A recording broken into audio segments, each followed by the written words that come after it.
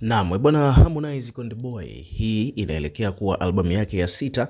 Kama ulikuwa huna habari, basi unatakiwa ufahamu kwamba Konde Boy bwana anakuja na albamu nyingine tena, na this time around hii itakuwa ni albamu yake ya 6 ambayo inatarajiwa kutoka mwaka huu hapa. Na katika ujio wa albamu hii, Konde ameweka wazi kwamba atafanya listening party zaidi ya moja, kwa sababu tumeshazoea kwamba wasanii hawa kabla hawajatoa album huaga wanafanyaga listening party, then baada ya hapo ndipo pale watu wanajua kwamba kuna ngoma ipi na ipi na ipi katika albamu hiyo, then zinakuwa zote ziko online kwa ajili ya kila mtu kuzistream na kutazama kupitia platform mbalimbali za muziki.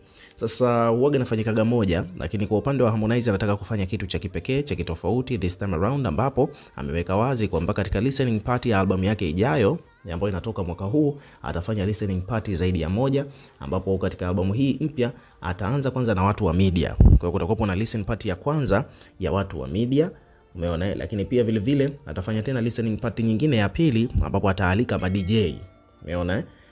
Alafu then baada ya hapo atafanya tena listening party nyingine ya tatu ambapo hii atafanya na ma dancers, unaelewa.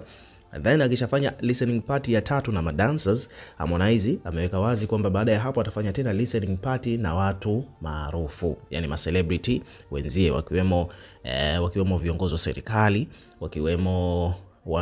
wakiwemo pia mastaa wenzie wa muziki, watu wa Bongo Movie na watu wengine tofauti, hata wachezaji wa mpira, yani watu wote ambao ni wanafahamika, watu mashuhuri, watu maarufu pia watakuwa na listening party yao ya mwisho kabisa. Kwa hiyo atafanya listening party 4 kama the way ambavyo Kanye West huaga anafanyaga listening party 2 au 3. Sasa yeye Harmonize ameamua kufanya listening party 4 katika albamu yake hii hapa ambayo inatoka, na hii itakuwa ni albamu yake ya 6 kwa mwaka huu. Ukiwa kama mdau, una maoni gani kuhusiana na hilo? Weka maoni yako katika comment section, tutakuwa tukisoma na kureplay kila comment, na pia hakikisha una subscribe kwa ajili ya kupata update zaidi.